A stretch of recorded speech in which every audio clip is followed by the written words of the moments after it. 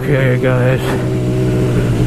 I was trying to get the KTM fired up. I know I missed the video yesterday.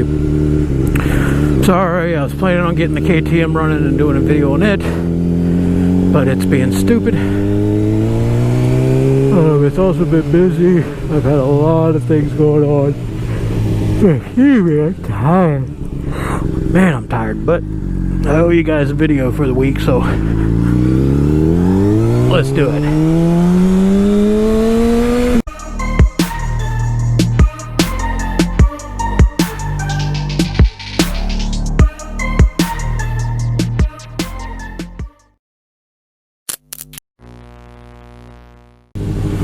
We'll talk about the biker's code.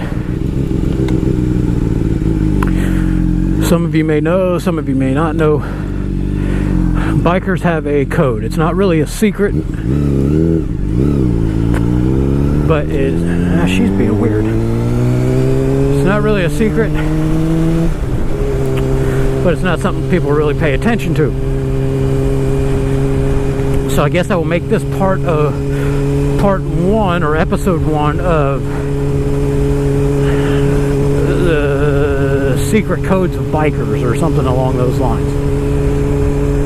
Because yes, we kind of have our own language. I mean, it's English. Unless you're in a different country, then it's whatever language that is. But we have code, we have slang that we use and to communicate, to talk to other riders. We also have our own hand signals, like sign language kind of. And we have our code. Now, for this episode, we're going to talk about the code. And then we'll go from there, okay?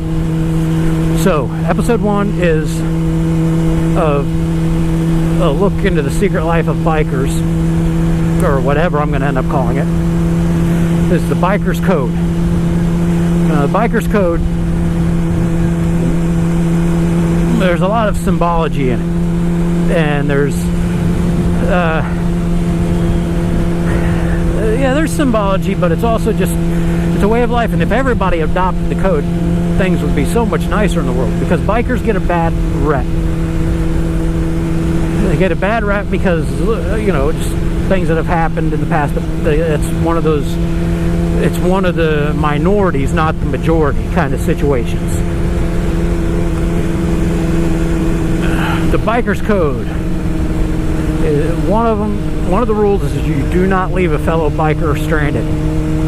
If you see another bike on the side of the road and it looks like they need help, you stop and help. You don't leave a brother or sister on 2 wheels stranded, okay?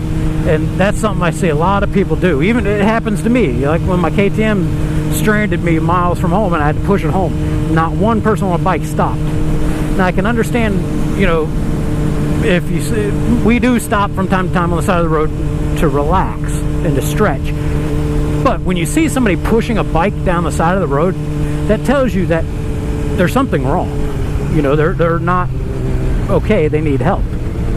But not one person stopped. Not one. And several went by.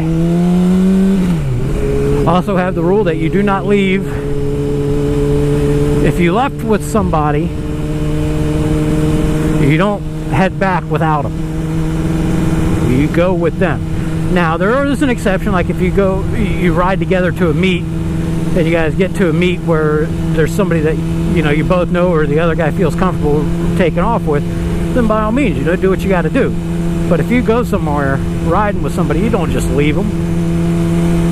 That ain't cool. That ain't the way it works. Okay? You leave together, you come back together. Unless, extenuating circumstances.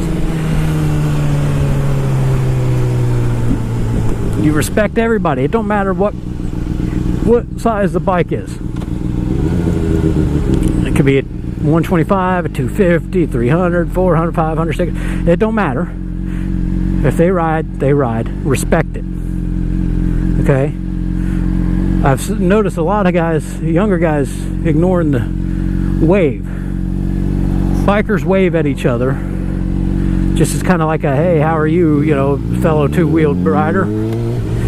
you know, but not everybody acknowledges that code. Now, personally, yes, I don't wave at scooters, unless it's like there's a little old lady that rides around here on a scooter. I'll wave at her all day. It's great. I mean, she's got to be. I mean, her hair's straight white. You know, she looks like Granny from Tweety Bird, and she rides around on a scooter. You know, more power to her. But we also respect others.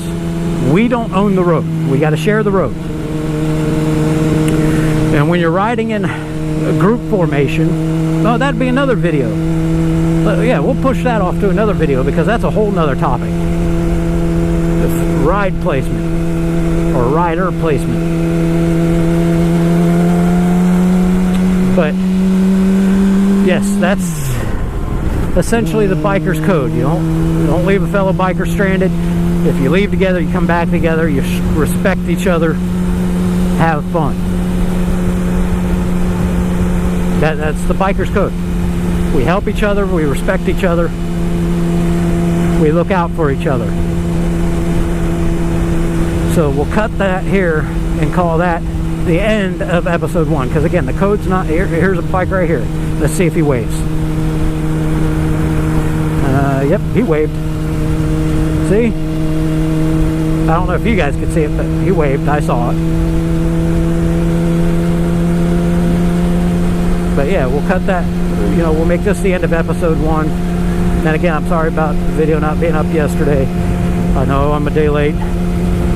Everything's super busy. Like I said, my grandfather passed away last week, so I'm trying to, you know, deal with all that, and then work and bills, and there's so much other stuff I've got on my plate right now. I've been trying to juggle, so I apologize. I'll try not to let it happen again, but I will not promise that it won't, as much as I'd like to. I'm not going to make that promise, because if I don't know I can keep it for sure, I'm not going to try to make the promise. I won't even try, because I don't want to let anybody down. If I'm going to make you a promise, I'm going to keep it. And that's why I'm not going to promise that it won't happen again, because I don't know. I honestly do not know. As much as I don't want it to, I don't know.